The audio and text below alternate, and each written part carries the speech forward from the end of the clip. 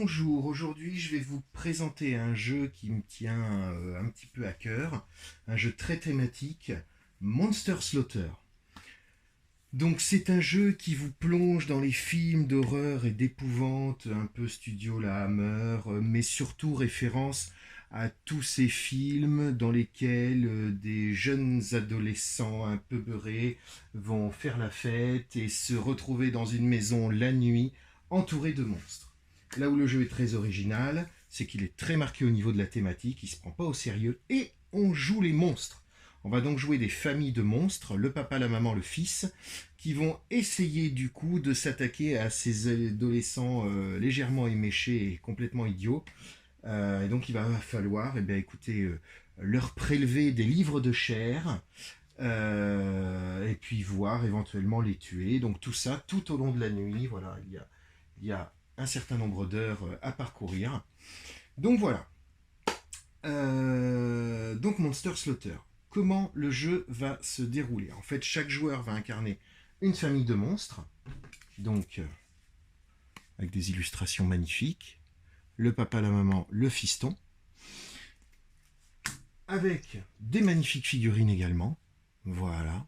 Donc là, pour la démonstration, j'ai pris les vampires, la famille Frankenstein et la famille de loups-garous. Très thématique hein, en termes de films d'horreur classique. Chaque monstre va avoir des armes qui vont être plus efficaces contre lui. Voilà, donc je m'explique, en fait, ces cartes-là vont être jouées par les autres joueurs contre cette famille de vampires. Donc par exemple, le lance-pieu, bien évidemment, la queue de billard, le crucifix, le miroir, la gousse d'ail, des grands classiques. Chaque famille va également avoir les étudiants dont il va falloir s'occuper. Donc 5 jetons qui vont représenter les étudiants. Donc là, la pom-pom girl, magnifique. La petite nerd, le gros balèze, voilà. Donc même chose, hein, des clichés, mais on est là pour ça. Et avec ces 5 jetons, ils vont en fait essayer de former une frise nécrologique. Donc ils vont disposer les jetons dans l'ordre qu'ils veulent. Par exemple, voilà, très bien, la nerd, puis la pom-pom girl, et ainsi de suite. Et ils vont définir quelle va être leur cible de prédilection. C'est-à-dire, pour eux, vraiment, rien ne vaut un bon gratiné de pom-pom girl. Donc ils vont mettre le petit jeton cible dessus. Ça veut dire que si la famille de vampires arrive à tuer la pom-pom girl, ils gagneront des points supplémentaires. Même chose, s'ils arrivent à définir correctement l'ordre de mort de ces 5 étudiants, ils vont gagner des points bonus. D'accord? Et à chaque fois qu'ils vont toucher les étudiants, c'est-à-dire leur prélever des gros morceaux de bidoche, ils vont gagner des points également. Voilà les 4 moyens en fait de gagner des points de victoire. Donc j'ai dit 4 moyens, le dernier étant de tuer, voilà, et de récupérer les os du cadavre. Alors, du coup, je vais vous présenter les petites victimes. Donc les petites victimes, elles sont ici au nombre de 5. Donc elles ont chacun une couleur, enfin chacune une couleur, peu importe. Et ils commencent avec tous 4 points de vie. Alors c'est pas tout à fait vrai. En fait, nous avons donc le petit futé qui lui aura 3 points de vie. Donc le petit futé, il est ici, donc je vais le mettre sur 3 points de vie. Et on va avoir la nerd qui, elle, commence à 5 points de vie. Donc la nerd qui est ici. Voilà. Donc 5 points de vie pour la nerd et le petit futé, 3 points de vie. Voilà, les autres ont 4 points de vie. Bien sûr, chaque étudiant a, on va dire, une capacité spéciale, donc une réussite automatique, un dé supplémentaire, possibilité de repousser les ennemis automatiquement, enlève une réussite chez les méchants et relance un jet raté. Donc ils vont quand même pouvoir se défendre. En plus de ça, ils vont donc, je vous en parlais, avoir des cartes d'armes correspondantes aux différentes familles, même des cartes neutres. Et ça, en fait, ça va être joué non pas par un joueur autre, externe, ça va être joué par les familles des adversaires. D'accord? Entre méchants, bien évidemment, on ne se tue pas. C'est interdit, il y a un code moral quand même dans toute cette violence sanguinolente. On ne se tue pas entre nous, mais il faut quand même pas déconner, il faut réussir à faire le plus de victimes. Vous parler un petit peu du plateau. Donc le plateau de jeu, comment est-ce qu'il est? D'abord, il est magnifique, comme vous pouvez le voir. Donc un plateau en 3D, c'est assez original, avec des portes qui vont pouvoir s'enlever si elles sont défoncées. Donc 5 pièces, 1, 2, 3, 4, 5, voilà. Celle-là est un peu, je sais pas, un peu de guingois, bref, peu importe. Donc le salon, la cuisine, la chambre, la salle de bain, les WC. Donc 5 pièces auxquelles on va, dans lesquelles on va mettre des cartes en fait. Parce que les étudiants vont se cacher dedans. Donc en fait, on va prendre leurs cartes et on va les cacher dans chaque tas. Au départ, ils sont 1 par pièce. Pas de surprise là-dessus. Et ces pièces donc, vont être constituées au niveau des cartes. Donc de quoi? Donc des cartes des étudiants, des armes correspondant aux familles de monstres qu'on a pris. D'accord. Également des armes dites neutres, par exemple un magnifique sarcloir ou un pistolet à clous, voilà. Puis des pièges, qui donc vont pas être sympas quand on va les piocher, et des, on va dire, des cartes actions bonus. Voilà, donc des petites choses qu'on va pouvoir jouer durant notre tour, ou le tour des adversaires pour venir un petit peu pimenter tout ça. J'ai pas expliqué comment fonctionnaient les cartes donc d'armes, pardon, excusez-moi. Donc ici nous avons le lance-pieu qui est 3 dés de base plus un dé bonus contre les vampires. C'est-à-dire que je peux m'en servir contre les loups-garous, ça fera 3 dés, mais contre les vampires c'est 4 dés. Voilà, on est bien d'accord que le lance-pieu, en effet, c'est une arme hyper classique contre les vampires. Donc ce petit tas là, ça va être mon tas de pioches, ici présentement. Donc je vais le mélanger. Voilà. Tranquillement. Alors là je fais n'importe quoi d'ailleurs parce que je le mélange alors qu'il faudrait normalement que je définisse exactement en fait où sont les différents tas. Donc voilà, j'avais fait une petite erreur bien évidemment. Il fallait avant que j'enlève les 5 étudiants. Et donc là, je vais constituer l'état de pioche. Donc ici, ce sera la défausse. Là, on me dit, dans le salon, il faut à 3 joueurs 10 cartes, s'il y a les cartes bonus. 1, 2, 3, 4, 5, 6, 7, 8, 9. Plus un étudiant que je vais mettre en début de partie au-dessus. Ici, 1, 2, 3, 4, 5, 6, 7, 8. Ben alors, 7 plus un étudiant. 1, 2, 3, 4, 5, plus 1, 6. 1, 2, 3, 4, plus 1. Oui, voilà. 1, 2. Qu'est-ce que j'ai fait des étudiants? Ah oui, d'accord. 1, 2, 3. Et donc, une de plus, parce que bien évidemment, je me suis trompé, c'était sans compter l'étudiant. Donc, c'était 10 de base, tout ça, bref, peu importe. Donc là, vous avez l'état de pioche avec sur le dessus la carte étudiant. Ils sont cachés, ils ne sont pas représentés sur le plateau pour l'instant. Quelle est la suite des opérations? Eh bien, chaque joueur va choisir un cadran. Donc, vous voyez que là, c'est divisé en 4. Donc, par exemple, les loups-garous vont choisir de commencer ici. Les Frankenstein ici, peu importe. Voilà, ça c'est purement... Alors, en sachant que je mets les figurines, mais en plus, on ne met pas les figurines, on les met une à une. Par exemple, c'est un monsieur... famille loup-garou. Donc, famille loup-garou, il a défini son ordre nécrologique, tranquillement. Voilà. Donc, il a décidé que sa proie de prédilection, c'était le malin. Et il va commencer. Donc, quelles sont les actions possibles pour une famille de monstres dans les années 80? Eh bien, les actions possibles, ça va être tout d'abord, quand on est à l'extérieur, comme ça, là, tranquillement, ça va être de venir et éventuellement de regarder par le trou de la serrure. D'accord? Donc ça fait partie des actions possibles. Donc, un déplacement coûte une action. Par contre, attention, pour se déplacer, il faut qu'il y ait aucune porte. Voilà. Donc, il faut avoir défoncé la porte au préalable et qu'il n'y ait pas de barricade, bien évidemment. Donc, Le nombre d'actions, d'ailleurs, je n'en ai pas parlé, pour chaque famille est la même, mais elle n'est pas la même pour chaque monstre. C'est-à-dire que le papa va avoir 2 actions, ici présent.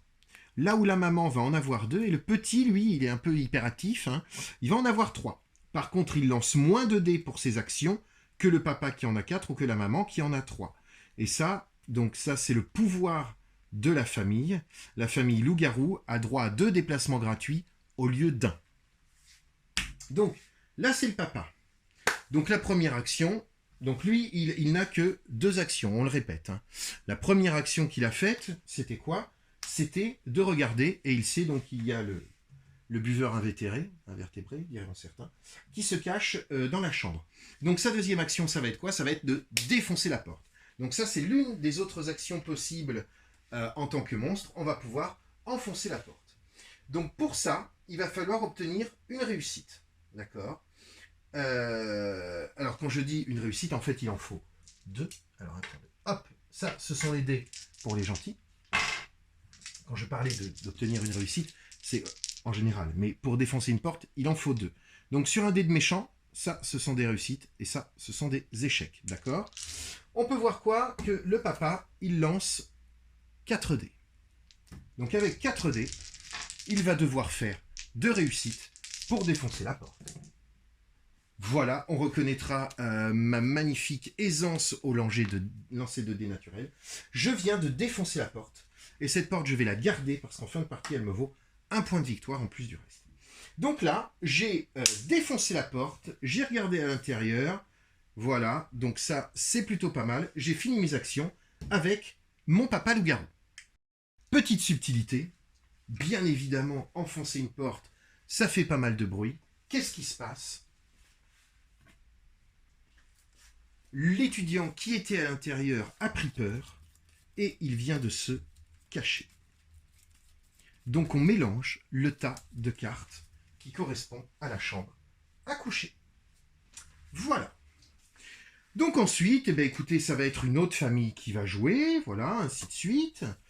Et puis on va reprendre, eh bien, alors oui, pardon, excusez-moi.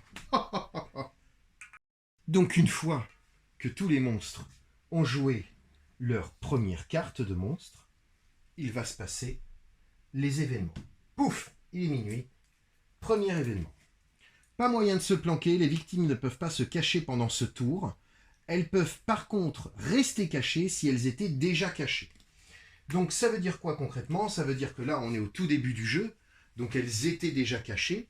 Mais si jamais un étudiant, par exemple Bob le Marrant, est ici présent, qui est complètement beurré, était dans la pièce, eh bien il ne peut pas se cacher durant le tour qui arrive. Donc ça veut dire qu'il va être à la merci de tous les monstres qui vont passer. Voilà. Donc, on attaque le deuxième tour. Le deuxième tour, j'ai déjà joué le papa, donc je vais jouer l'un de mes autres, on va dire, membres de la famille, et je vais jouer le petit qui va vite, il est rapide, il est futé, il est malin, il a 3 actions. Donc je vais le faire venir ici, première action, il va rentrer dans la pièce. D'accord? Deuxième action, il va fouiller. Donc fouiller, ça veut dire quoi? Ah, pardon. Fouiller, ça veut dire quoi? Ça veut dire prendre les dés d'action. Donc, en l'occurrence, pour le petit hyper actif, 2 dés uniquement. Il a plus d'actions, mais il n'a que 2 dés. Et prendre un nombre de cartes équivalent au nombre de réussites. Donc là, rien du tout. Deuxième action, il va... Enfin, troisième action, il va refouiller. Oh! Il va prendre une carte. Et non. Liaison dangereuse. Déplacer l'un des pères de famille en jeu vers la même zone que l'une des mères d'une autre famille de monstres ou l'inverse. Vous pouvez ignorer les portes et les barricades. Donc ça, on le garde et on le joue quand on veut. D'accord? Ça va venir dans ma main. J'aurais pu également, plutôt que cette carte action bonus, piocher, voilà, par exemple, un objet, donc une arme. Donc là, la queue de billard, qui pourra me servir lors d'une confrontation vampire-humain. Donc c'est-à-dire que, je vais vous expliquer comment ça fonctionne, mais la famille loup-garou pourrait jouer ça. Donc ça, c'était une autre possibilité. Et j'aurais pu également, ça va nous intéresser, ah bah dites donc, il s'était planqué tout à la fin, j'aurais pu piocher le petit gars. Le petit gars qui du coup se retrouve directement dans la pièce, au bout du bout. Donc l'enfant hyperactif loup-garou a chopé Bob le marrant hyper bourré. Auquel cas, on pose la figurine, on pose la carte, et malheureusement, j'ai plus d'action. Mettons, ça se joue tranquillement, et c'est à moi de jouer. Je joue ma dernière action. Donc là, normalement, hein, je reprends un événement, bref, on passe, hein, voilà. Je joue donc ma dernière action, qui va être la maman.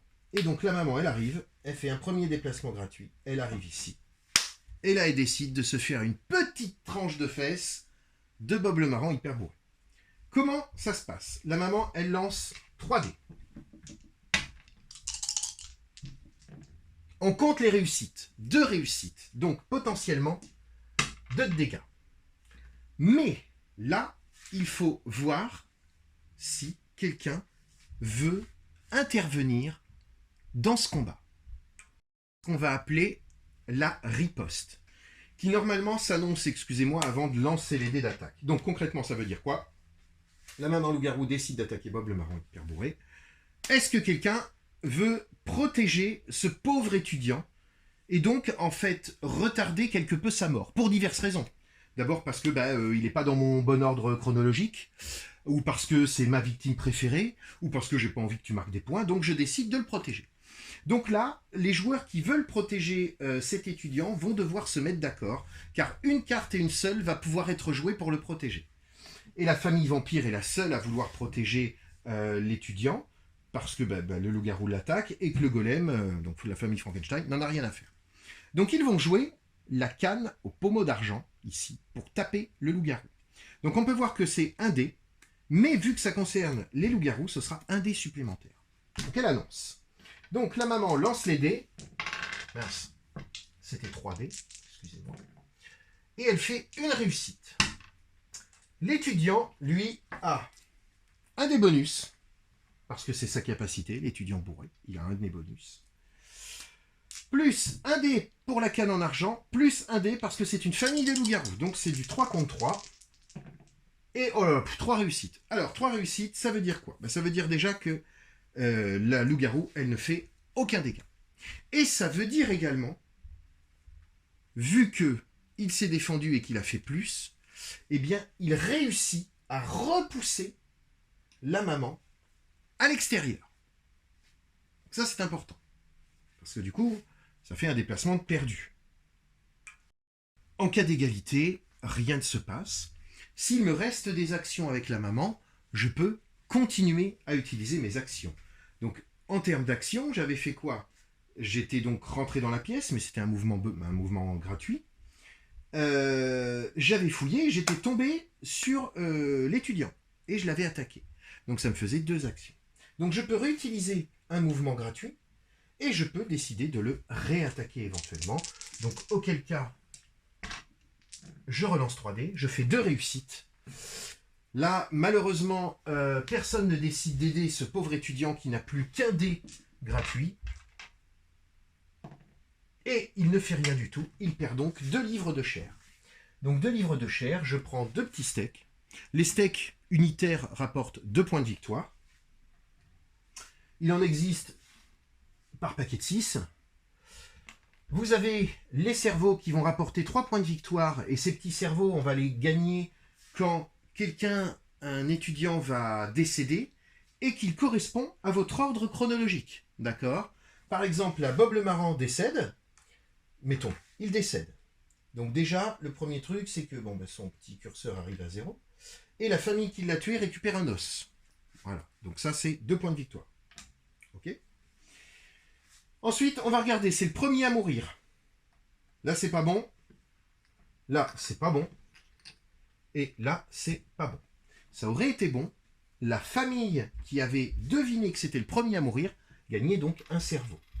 Et ensuite, si celui qui meurt est votre cible de prédilection et que c'est vous qui l'avez tué, vous gagnez un bonus de 5 points. Voilà. Donc là, par exemple, c'était Jean-Claude Duss. Donc Jean-Claude Duss décède, et c'était votre cible de prédilection, d'accord, donc je vais y arriver à un moment donné, hein. Eh bien, vous le montrez, oh oui, il est décédé, hop hop hop, en dernier là, en l'occurrence, mais bon, peu importe. C'est moi qui l'ai tué, je gagne en plus 5 points de bonus. Donc voilà comment vous allez marquer des points, hein, concrètement, hein. Donc l'ordre nécrologique, votre cible préférée, le tuer et prélever des gros morceaux de biloche. Là, on vient de faire quasiment le tour du jeu. Au niveau des actions, il ne reste plus grand-chose. On a vu qu'on pouvait quoi? Qu'on pouvait jeter un coup d'œil dans une pièce, c'est-à-dire regarder la première carte. On a vu qu'on pouvait se déplacer, d'accord, compliqué. On a vu qu'on pouvait défoncer la porte. Attention, petite subtilité, on récupère la porte, c'est toujours un point bonus, et on mélange tout de suite la pièce dont on vient de défoncer la porte pour rentrer. Alors, même si on rentre pas, mais voilà, ça fait du bruit, la personne a peur, on mélange. Ensuite, on a vu qu'on pouvait fouiller une pièce, on a vu qu'on pouvait attaquer, et on va voir la dernière action tout de suite. On peut épouvanter sa proie. Vous avez tous vu dans ces petits films, je gratte à la porte, je fais couiner des meubles, bouger les rideaux. Là, l'étudiant va être effrayé. L'étudiant va être effrayé et il va se déplacer d'un nombre de réussites égal à votre lancer. Donc c'est toujours pareil, vous lancez le nombre de dés qui correspond en fait à votre capacité. Donc pour la maman c'est 3. Et donc là, Bob le bourré va se déplacer d'une salle. Donc lui il ouvre la porte, il la ferme gentiment derrière lui, et s'il arrive dans une pièce dans laquelle il n'y a personne, il disparaît, et sa carte on la mélange au tas. D'accord? Donc là, la cuisine, je mélange dans le tas de la cuisine. D'accord? Là, vous allez me dire, mais c'est quoi l'intérêt de lui faire peur? Il s'en va. L'intérêt de lui faire peur, il s'en va, c'est que, sur le cas de tout à l'heure, mettons, je trouve Bob avec le petit hyperactif. Sauf que le petit hyperactif, ça lui a coûté 3 actions de le trouver, parce qu'il a fouillé, et hop, il tombe dessus. Seulement, il a fini de jouer. D'accord? Et là, c'est au golem de jouer. Et le golem, lui, il va peut-être venir dans la pièce. Et là, il y a 2 possibilités. Soit cet étudiant l'intéresse, soit il se dit, moi, ça ne m'arrange pas que cet étudiant meure tout de suite, parce qu'il n'est pas dans le bon ordre de ma nécrologie. Soit parce que c'est mon étudiant préféré, mais il y a déjà un loup-garou, ils vont tous venir, ils vont me le tuer et ça ne m'intéresse pas. Donc je vais l'effrayer pour qu'il se casse et que ça embête la famille dont c'est la cible préférée. Voilà. Donc il y a un petit côté stratégique rigolo, jamais prise de tête bien évidemment, mais il y a toujours un petit côté rigolo.